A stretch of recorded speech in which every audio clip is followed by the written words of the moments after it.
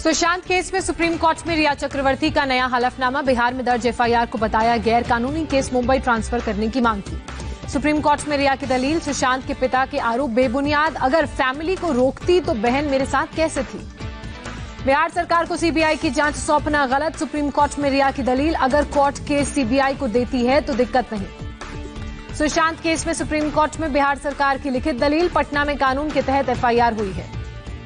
Supreme court में बिहार सरकार की दलील, मुंबई पुलिस ने बिहार पुलिस की मदद नहीं की। सुशांत की बहन श्वेता ने एक वीडियो के जरिए इंसाफ की मांग की। श्वेता ने हर हाल में सीबीआई जांच की मांग की। कहा, सबको जानने का हक है कि आखिर सुशांत के साथ क्या हुआ था। ईडी की पूछताछ में रिया का बड़ा खुलासा, सुशांत ने अपनी कंपनी में बहन प्रियंका सिंह को नॉमिनी बनाया था। बहन को नॉमिनी बनाने पर रिया ने आपत्ति जताई थी।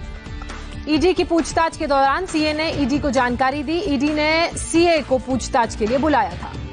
सुशांत की डायरी में 11 नए पन्ने सामने आए। 2020 तक हॉलीवुड जाना चाहते थे सुशांत। हॉलीवुड की एजेंसी और सितारों के साथ जुड़ना चाहते थे। सुशांत सिंह को स्ट्रॉन्ग किरदारों की चाहत थी। Once in a lifetime character की तलाश में थे सुशांत। 50 टॉप थिंकर्स और प्लानर्स की टीम बनाना चाहते थे सुशांत। शिक्षा और पर्यावरण में योगदान देने की चाहत थी। बनाना चाहते थे कोर टीम। सुशांत के परिवार ने जारी की 9 पन्नों की चिट्ठी। लिखा, डर था कि सुशांत को कोई मार देगा। परिवार ने कहा, सुशांत की हुई है निर्मम हत्या। रिया महंगे वकीलों के जरिए केस को घुमाने की कर रही है कोशिश। परिवार ने कहा, हनी ट्रैप गैंग ने सुशांत को लूटा और मारा। अब परिवार को अपमानित करने में जुटा गैंग। सुशांत के परिवार ने एक वीडियो भी शेयर किया। वीडियो में गाना गाते हुए गाड़ी चलाते नजर आए सुशांत। ईमानदार करदाताओं को प्रधानमंत्री नरेंद्र मोदी की सौगात। आज लॉन्च की न्यू टैक्स प्लेटफॉर्म। बोले, ये न्यू इंडिया का मॉडल है। टैक्स पेयर्स चार्टर आज से ही लागू होगा, बोले प्रधानमंत्री नरेंद्र मोदी। सीमलेस, पेनलेस और फेसलेस होगा नया सिस्टम। प्रधानमंत्री ने कहा, ईमानदार टैक्स पेयर्स को राष्ट्र निर्माण में बड़ी भूमिका। ईमानदार टैक्स पेयर्स से देश आगे बढ़ता है। नए भारत के नए गवर्नेंस मॉडल का प्रयोग। मोदी ने कहा, नए सिस्टम से मिनिमम गवर्नमेंट, मैक्सिमम गवर्नेंस। देशवासियों के जीवन में सरकार का दखल कम होगा। प्रधानमंत्री नरेंद्र मोदी ने टैक्स सिस्टम में बदलाव की 4 बड़ी वजह गिनाई। बोले, टैक्स सिस्टम आजादी के पहले बना और कुछ लोगों की वजह से ईमानदार परेशान। टैक्स को लेकर बेवजह मुकदमेबाजी होगी कब। प्रधानमंत्री ने कहा, इनकम टैक्स का नोटिस फरमान की तरह बन गया था। नया टैक्स सिस्टम में प्रभाव और दबाव बनाने का नहीं मिलेगा मौका। प्रधानमंत्री ने कहा, नए बदलाव को लोग स्वागत इसका करें। समय के साथ हमें अपडेट होना चाहिए। मोदी ने कहा, बीते 6 सालों में 2.5 करोड़ टैक्स पेयर्स बढ़े। कोरोना काल में भी रिकॉर्ड विदेशी निवेश आया। बोले, टैक्स के मामले में गलत तौर तरीके अपनाना सही नहीं। जम्मू कश्मीर के लिए मोदी सरकार का नया प्लान। हाईटेक श्रीनगर बनाने की तैयारी। डल लेक के लिए भी योजना बन रही है। जम्मू कश्मीर पर नए प्लान का जल्द होगा ऐलान। हाईटेक श्रीनगर को बनाने में कश्मीर के आर्किटेक्ट को रखा जाएगा ध्यान में। प्लान के ड्राफ्ट को अंतिम रूप देने में जुटे केंद्रीय शहरी विकास मंत्रालय और जम्मू कश्मीर प्रशासन। आधुनिक तकनीक और पर्यावरण के उच्च मानकों को ध्यान में रखकर हाईटेक शहर बनाने की तैयारी। आम आदमी पार्टी ने पूर्व विधायक जरनैल सिंह को किया सस्पेंड। हिंदू देवी देवताओं के खिलाफ सोशल मीडिया में पोस्ट करने के आरोप में पार्टी ने की कार्रवाई। बंगलुरु हिंसा का सबसे नया सीसीटीवी फुटेज सामने आया। 2 लोगों को बंडल देते दिखा स्कूटर सवार। 11 अगस्त की रात का है सीसीटीवी फुटेज। बंगलुरु में पैसे देकर दंगा कराने का शक। पुलिस सूत्रों के मुताबिक हिंसा में पुलिस की गोली से मारे गए 3 में से एक युवक की जेब से गांजा मिला। पुलिस ने इस एंगल से भी मामले में अब जांच शुरू की। पुलिस बंगलुरु के दंगाइयों की कर रही है पहचान। पुलिस ने कहा, हिंसा के नुकसान की वसूली दंगाइयों से ही होगी। बंगलुरु दंगे में पुलिस ने दर्ज की 3 एफआईआर। 1 एफआईआर नवीन के खिलाफ, बाकी 2 दंगाइयों के खिलाफ। पीएसआई राघवेंद्र की शिकायत में चौंकाने वाले खुलासे। कई पुलिसकर्मियों को जान से मारने की धमकी दी गई। पुलिस फोर्स से की गई गन छीनने की कोशिश।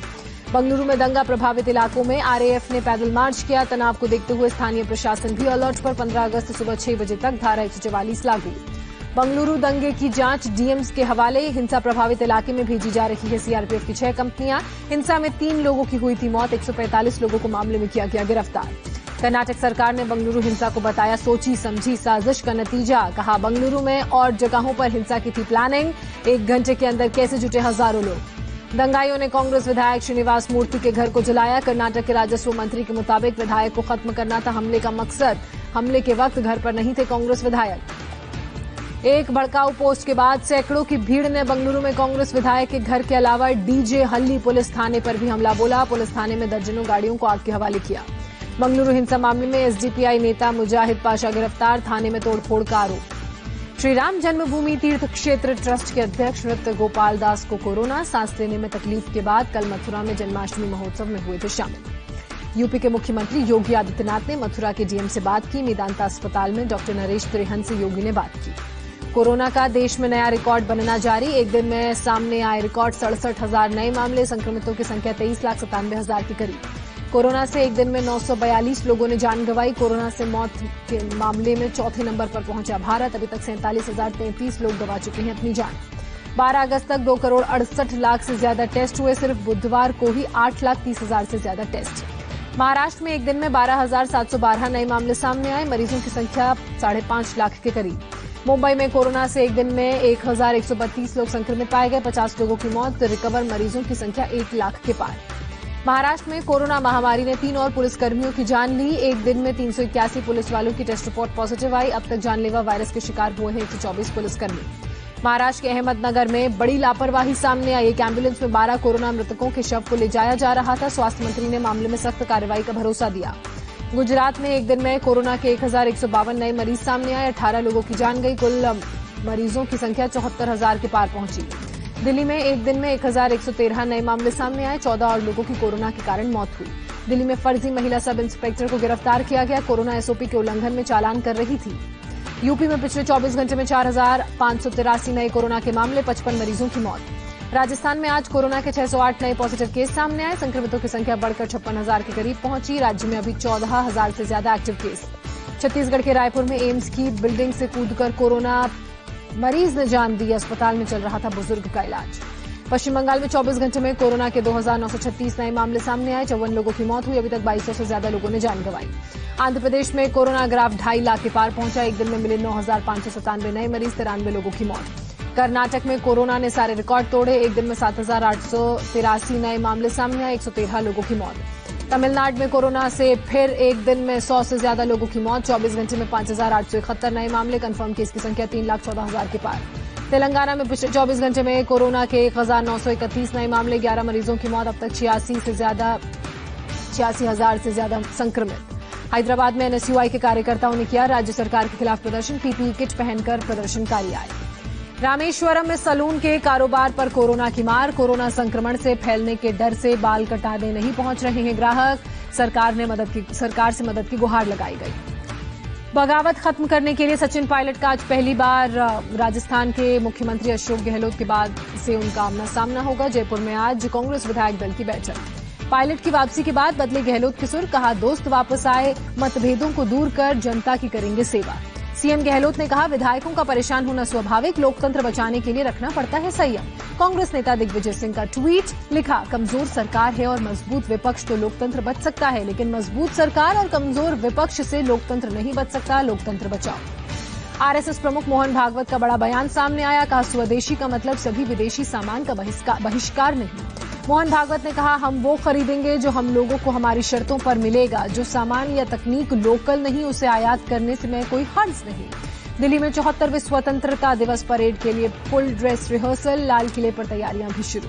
कोरोना काल में मास्क पहने नजर आएंगे सुरक्षा बलों के जवान। कोरोना एसओपी का पालन। आसपास की सड़कों में ट्रैफिक डाइवर्ट। जम्मू कश्मीर में स्वतंत्रता दिवस की तैयारियां जोरों पर। श्रीनगर के शेर कश्मीर स्टेडियम में परेड के लिए फुल ड्रेस रिहर्सल। भोपाल के मोतीलाल नेहरू स्टेडियम में भी स्वतंत्रता दिवस परेड के लिए full dress rehearsal. Corona SOP का पालन। गोरखपुर की लड़की की मदद के लिए आगे आए एक्टर सोनू सूद। पुजारी की बेटी की सर्जरी कराई। पैर में लिगामेंट फ्रैक्चर के बाद प्रज्ञा मिश्रा ने सोनू सूद से मांगी थी मदद। गाजियाबाद के एक अस्पताल में डॉक्टर अखिलेश यादव ने मुफ्त में की सर्जरी। मुरादाबाद में बदमाशों ने एक गार्ड को मारी गोली। शोरूम में ड्यूटी पर तैनात था पीड़ित गार्ड। यूपी के हापुड़ में बदमाशों ने एक छात्र को गोली मारकर उसकी हत्या की। छात्र को उसकी मां के सामने गोली मारकर फरार हुए बाइक सवार बदमाश। हापुड़ देहात के भगवानपुरी का मामला। पश्चिम बंगाल के आसनसोल में 330 किलो गांजे के साथ 5 लोगों को गिरफ्तार किया गया। 6 दिन की पुलिस रिमांड पर भेजे गए आरोपी। दिल्ली एनसीआर में देर रात से झमाझम बारिश। कई इलाकों में भरा पानी। मौसम विभाग ने और बारिश का अलर्ट जारी किया। दिल्ली के मानेकशॉ रोड पर जलभराव। सड़क पर पानी जमा होने की वजह से गाड़ियों की रफ्तार धीमी। मानेकशॉ रोड पर लंबा जाम लगा। गाड़ियों को निकलने में कम से कम आधे से ज्यादा घंटे का वक्त लग रहा है। दिल्ली में बारिश से जगह जगह जाम। आईटीओ के पास भी ट्रैफिक में फंसे लोग। दिल्ली गुरुग्राम बॉर्डर पर जाम, सड़क पर रेंगती नजर आई गाड़ियां। गुरुग्राम में माता मंदिर रोड पर दरिया में तब्दील हुई सड़कें, जलभराव से यातायात प्रभावित, लोगों को आने जाने में हो रही है परेशानी। विजय चौक इलाके में भी बारिश ने रोकी रफ्तार, दिन में ही लाइट जलाकर गाड़ी चलाते नजर आए लोग, सड़क पर जलभराव। दिल्ली के जखीरा इलाके में अंडरपास में पानी भरा, आधी कार डूबी, धक्का देकर लोगों ने कार को बाहर निकाला। तुगलकाबाद में पानी में फंसी बैलगाड़ी के बैलेंस बिगड़ने के कारण लोग उससे गिरे। बारिश के चलते एयरपोर्ट रोड पर भारी पानी यहां पर भरा, जलभराव की वजह से धीमी पड़ी ट्रैफिक की रफ्तार। दिल्ली के धौला कुआं में भी जलभराव, सड़क पर पानी जमा होने की वजह से लोग परेशान। गुजरात के राजकोट में ब्रिज के नीचे फंसी बस, जेसीबी ने किया बस का रेस्क्यू। इडुक्की में घटनास्थल का जायजा लेने पहुंचे सीएम विजयन। राजमहल इलाके में लैंडस्लाइड की चपेट में आने से 55 लोगों ने जान गंवाई। केरल के कोट्टायम में जमा हुआ बारिश का पानी, बाजार समेत घरों में भरा पानी। उत्तराखंड के चमोली में भारी बारिश से नदियों का जलस्तर बढ़ा, लैंडस्लाइड की वजह से बद्रीनाथ नेशनल हाईवे पर गाड़ियों की आवाजाही प्रभावित। देहरादून में भारी बारिश, कई इलाकों में बारिश की वजह से जलभराव, मौसम विभाग ने भारी बारिश का अलर्ट जारी किया था। उत्तरकाशी में कई इलाकों में लैंडस्लाइड, गंगोत्री हाईवे पिछले 30 घंटे से बंद, जगह जगह हो रहे हैं भूस्खलन के बाद प्रशासन ने लिया फैसला।